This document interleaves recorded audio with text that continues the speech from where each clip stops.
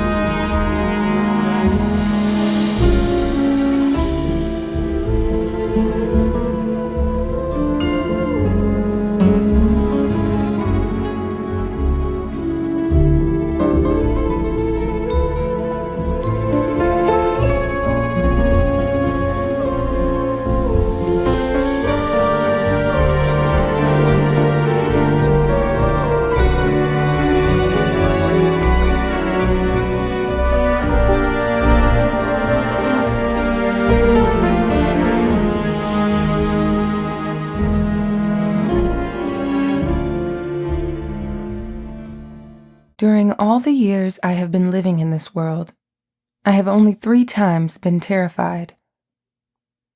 The first real terror, which made my hair stand on end and made shivers run all over me, was caused by a trivial but strange phenomenon. It happened that, having nothing to do one July evening, I drove to the station for the newspapers. It was a still, warm, almost sultry evening.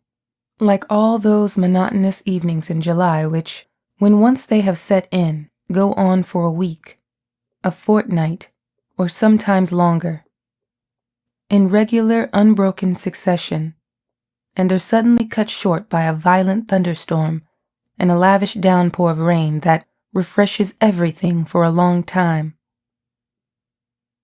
The sun had set some time before, and an unbroken gray dusk lay all over the land.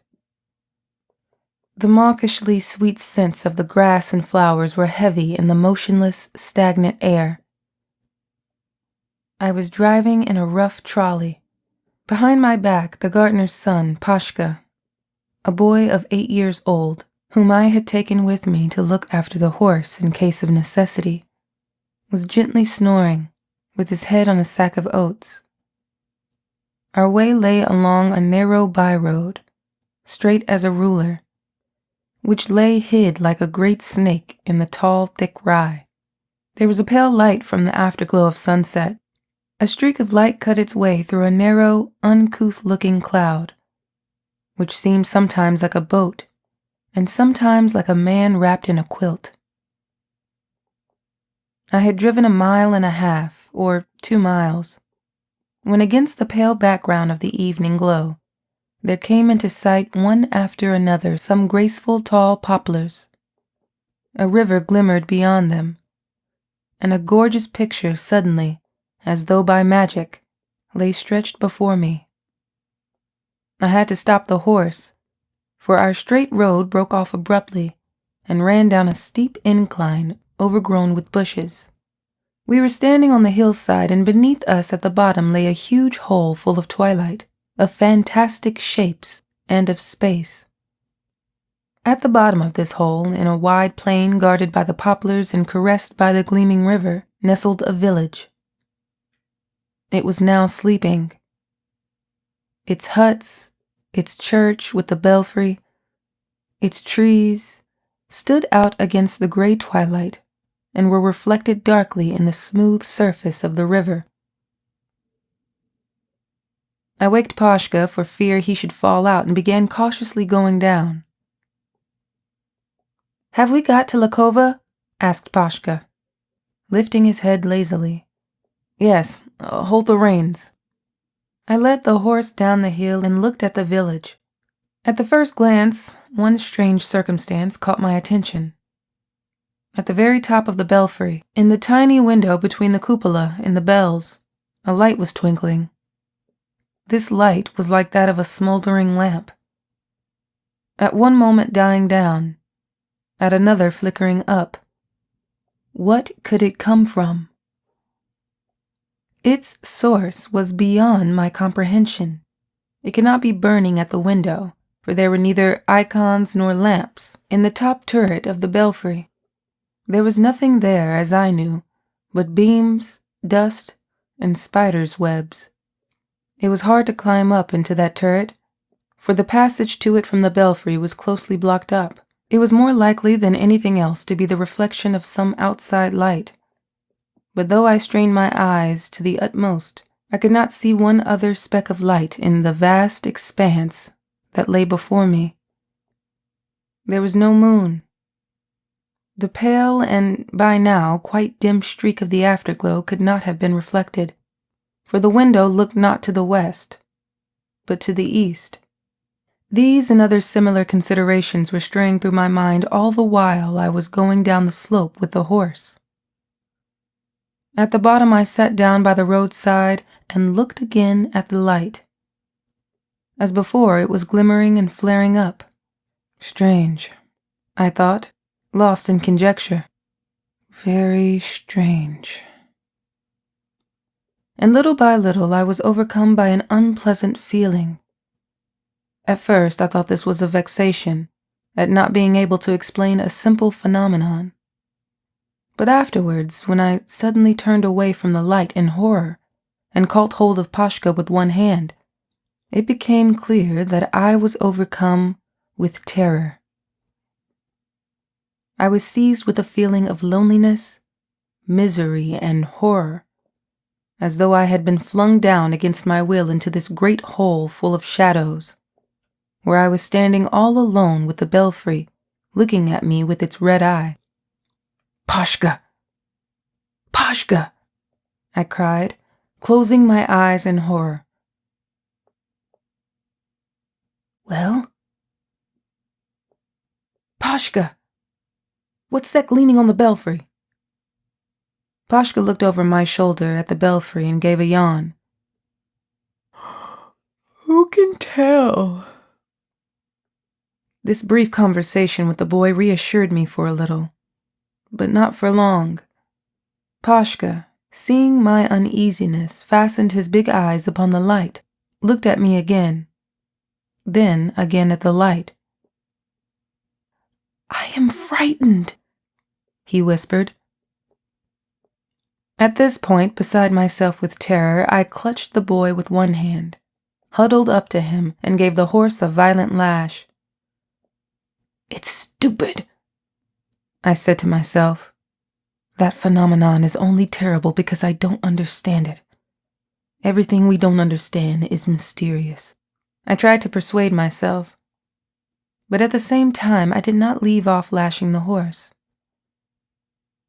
When we reached the posting station, I purposely stayed for a full hour chatting with the overseer and read through 2 or 3 newspapers. But the feeling of uneasiness did not leave me. On the way back, the light was not able to be seen. But on the other hand, the silhouettes of the huts, of the poplars, and of the hill of which I had to drive seemed to me as though animated. And why the light was there, I don't know to this day. The second terror I experienced was excited by a circumstance no less trivial. I was returning from a romantic interview. It was 1 o'clock at night, the time when the nature is buried in the soundest, sweetest sleep before the dawn. That time, nature was not sleeping, and one could not call the night a still one. Corncrakes, quails, nightingales, and woodcocks were calling. Crickets and grasshoppers were chirping. There was a light mist over the grass, and clouds were scurrying straight ahead across the sky near the moon. Nature was awake, as though afraid of missing the best moments of her life. I walked along a narrow path at the very edge of a railway embankment. The moonlight glided over the lines which were already covered with dew. Great shadows from the clouds kept flitting over the embankment. Far ahead, a dim green light was glimmering peacefully. So everything is well, I thought, looking at them. I had a quiet, peaceful, comfortable feeling in my heart. I was returning from a tryst. I had no need to hurry. I was not sleepy, and I was conscious of youth and health. In every sigh, every step I took, rousing a dull echo in the monotonous hum of the night. I don't know what I was feeling then, but I remember I was happy. Very happy. I had gone not more than 3/4 of a mile when I suddenly heard behind me a monotonous sound, a rumbling, rather like a great roar of a great stream. It grew louder and louder every second and sounded nearer and nearer. I looked around. 100 paces from me was the dark copse from which I had only just come. There the embankment turned to the right in a graceful curve and vanished among the trees. I stood still in perplexity and waited. A huge black body appeared at once at the turn, noisily darted toward me, and with the swiftness of a bird flew past me on the rails. Less than half a minute passed and the blur had vanished. The rumble melted away into the noise of the night. It was an ordinary goods truck. There was nothing peculiar about it in itself, but its appearance without an engine and in the night puzzled me. Where could it have come from, and what force sent it flying so rapidly along the rails? Where did it come from? And where was it flying to? If I had been superstitious, I should have made up in my mind it was a party of demons and witches journeying to a devil's Sabbath, and should have gone on my way. But as it was, the phenomenon was absolutely inexplicable to me. I did not believe my eyes, and was entangled in conjectures, like a fly in a spider's web. I suddenly realized that I was utterly alone on the whole vast plain. That the night, which by now seemed inhospitable, was peeping into my face and dodging my footsteps. All the sounds, the cries of the birds, the whispering of the trees, seemed sinister, and existing simply to alarm my imagination. I dashed on like a madman, and without realizing what I was doing, I ran, trying to run faster and faster. And at once I heard something to which I had paid no attention to before. That is, the plaintiff whining on the telegraph wires. "This is beyond everything," I said, trying to shame myself. "It's cowardice. It's silly." But cowardice was stronger than common sense. I only slackened my pace when I reached the green light, where I saw a dark signal box, and near it on the embankment the figure of a man, probably the signalman. Did you see it?" I asked breathlessly.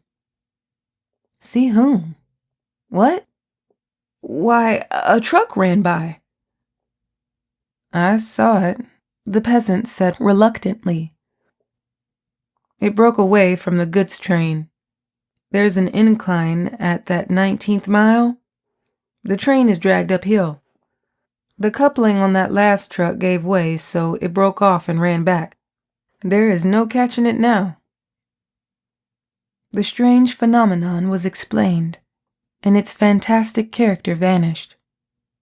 My panic was over, and I was able to go on my way. My third fright came upon me as I was going home from stand shooting in early spring. It was in the dusk of evening. The forest road was covered with pools from a recent shower of rain, and the earth squelched under one's feet. The crimson glow of sunset flooded the whole forest, coloring the white stems of the birches and the young leaves. I was exhausted and could hardly move.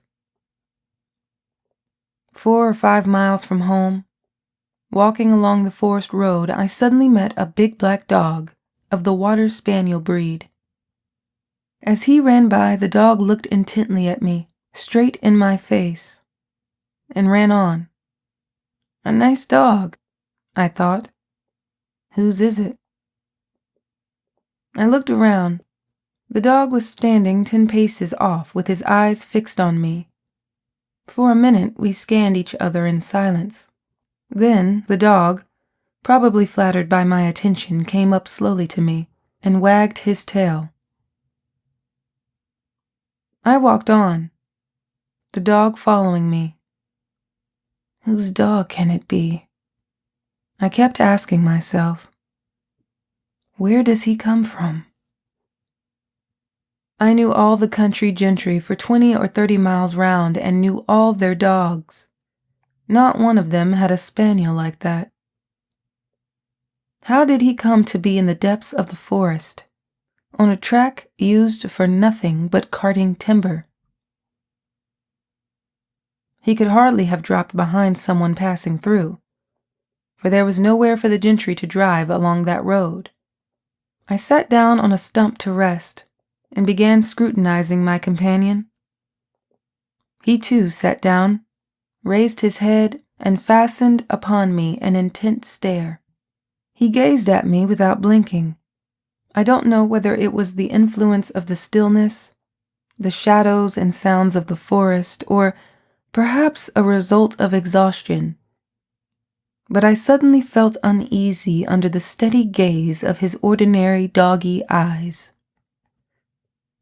I thought of Faust and his bulldog, and the fact that nervous people sometimes, when exhausted, have hallucinations. That was enough to make me get up hurriedly and hurriedly walk on. The dog followed me. "Go away!" I shouted. The dog probably liked my voice, for he gave a gleeful jump and ran about in front of me. "Go away!" I shouted again. The dog looked around, stared at me intently, and wagged his tail good-humoredly. Evidently, my threatening tone amused him. I ought to have patted him, but I could not get Faust's dog out of my head, and the feeling of panic grew more and more acute. Darkness was coming on, which completed my confusion, and every time the dog ran up to me and hit me with his tail, like a coward, I shut my eyes. The same thing happened as with the light in the belfry and the truck on the railway. I could not stand it and rushed away.